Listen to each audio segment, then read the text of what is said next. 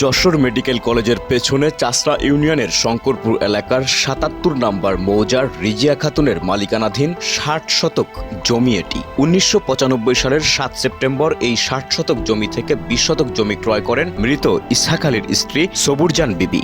বাকি ৪০ শতক জমি ১৯৯৭ সালের ২১শে জানুয়ারি রিজিয়া খাতুনের কাছ থেকেই ক্রয় করেন ওই এলাকার মৃত মমিন আলীর ছেলে আব্দুর রহিম। রহিম তার অংশ থেকে মাটি কেটে বিক্রয় করে সেখানে পুকুর তৈরি করে মাছ চাষ করে আসছিলেন। আর সবুরজানের স্বামী সন্তান না থাকায় তিনি বর্গা চাষের মাধ্যমে ৩০ বছর যাবৎ ধান চাষ করে আসছেন। এ পর্যন্ত সবকিছুই ঠিকঠাক চলছিল। আমার এই পাশ আর ওই পিছনে ওইখানে মাটি বিক্রি করে গর্ত করিয়া ওইখানেও একটা পুকুর করিয়া লিজ দিছে। তারপরে ওইখানে করে কামাই খাচ্ছে ৩০ বছর। আমি ৩০ বছর এখানে খাচ্ছি। এখন আমার এইটা এই হয়েছে, এই যে ঘর বাড়ি হয়েছে আর আমি রাস্তা দিছি, ওই পাঁচিল করে দিছি।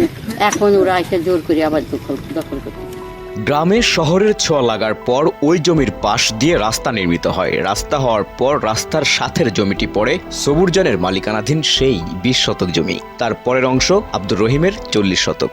সবুরজানের জমির ভ্যালু বাড়ায় আব্দুর রহিম তার ৪০ শতক জমি রাস্তার পাশ থেকে নেয়ার পায়তারা চালাতে থাকেন। মামলা, অভিযোগ, সালিশ নালিশ সবই করেছে রহিম। বর্তমানে প্রাচীর তুলে জোরপূর্বক দখলে নিচ্ছে আব্দুর রহিম। পানির মা বলে না, তার জায়গা অরিজিনাল জায়গা সামনে আর উনার জায়গা পিছনে যে শুকুর, উনি পিছনে গর্ত করে মাটি বেঁচেছে। ধান কত জায়গা আমার উনি আগে কিনেছে জমিটা, কেনার পরে ১০ বছর পরে এইটা বিক্রি হয়ে গেছে। আবার এই পিছনে একটা বেঁচে সেখানে কিনে তারপরে সে মাটিও বিক্রি করে সেখানতে মাটি বিক্রি করে এখন আপাতত আমাকে মেডিকেল এসে গেছে।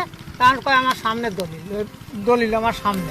রহিমের দলিলের তফসিলে স্পষ্ট উল্লেখ আছে ওই জমির ১৭৩৩ নম্বর দাগের ৬০ শতক জমির মধ্যে ২০ শতক বিক্রয় করা জমি বাদে বিক্রিত ৪০ শতক জমি দক্ষিণ পাশ থেকে তিনি ভোগ দখল করবেন। সেটাই করছিলেন রহিম। কিন্তু রাস্তা নির্মাণের পর তিনি তফসিলি বন্টনের এই বন্টনাদেশ বা বর্ণনা মানতে নারাজ। এটা দক্ষিণ। এবার আপনার ধরেন যে দক্ষিণ পাশ দিয়ে আপনার ৪০ শতক ধরলাম, ঠিক আছে? আপনি ৪০ শতক নিলেন, 40 শতক। এই ২০ শতক এইখান থেকে আরো আছে ২০ শতক, এই ২০ শতক আপনাকে বাদ দিতে বলেছে। বলে তারপরে বলেছে আপনি এটা কে বাদ দিতে বলছে? এইখানে কি আছে? এইখানে লেখা আছে, এখানে যদি এইখানে লেখা আছে লেখা যদি থাকে আমি ইয়া করতে আমি সম্পূর্ণ দাগ নাম্বার দাগ নাম্বার আলাদা হইলে আপনি এই কথা বলতে পারতেন। ৬০ শতকের মধ্যে ২০ শতক বিক্রয় করা বাদে বাদে বাদে বাদে বাদে ৪০ শতক জায়গা দক্ষিণ পাশ। দক্ষিণ কোনটা? এইটা। যদি ওই আইলে যায় দাঁড়ায় তাহলে দক্ষিণ কোন দিকে? কোন দিকে? ওই আইলে যায় দাঁড়ায় মাঝখানে একটা আইলে যেখানেই দাঁড়াবেন দক্ষিণের দিকে। দক্ষিণের দিকে না? তাহলে এখানে স্পষ্ট লেখা আছে ২০ শতক বিক্রয় করা বাদে বিক্রিত ৪০ শতক। দলিল আগে কার? দলিল যার, জমিন তার। দলিল আগে আগে আর আগে তার না, জমি আগে ২০ শতক, আগে ২০ শতক মালিকের জায়গা নিয়ে। তার দাবি দলিলে দক্ষিণ পাশ উল্লেখ রয়েছে, তাহলে রাস্তার পাশ থেকে ৪০ শতক আগে তিনি পাবেন, তারপরের ২০ শতক পাবেন সবুরজান। যদিও সবুরজান ওই ২০ শতক জমি রহিমের ২ বছর আগে ক্রয় করেছিলেন।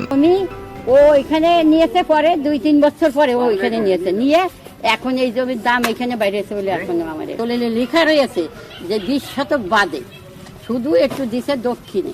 এইটুখানি আমার সূত্র আর কিছু না। সরজমিনে দেখা যায় জমির সাবেক মালিক রিজিয়া খাতুনের ৬০ শতক জমি উত্তর দক্ষিণমুখী। প্রথম ক্রেতা হিসেবে সবুরজানকে সর্বদক্ষিণের ২০ শতক এবং দ্বিতীয় ক্রেতা আব্দুর রহিমকে সবুরজানের কাছে বিক্রিত ২০ শতক বাদে বাকি ৪০ শতাংশ জমি দক্ষিণ পাশ থেকে বিক্রয় করেছেন। সবুরজানের পরের অংশে আব্দুর রহমানের জমিও উত্তর দক্ষিণমুখী। দলিলে মূলত এই দক্ষিণের জোরে তিনি সবুরজানের জমি জোরপূর্বক দখল করছেন। বাস্তবে সবুরজান রয়েছেন সর্বদক্ষিণে, অর্থাৎ জমির শুরুতেই। ঠিক তারপরেই দক্ষিণ পাশ থেকে রহিমের অংশ শুরু।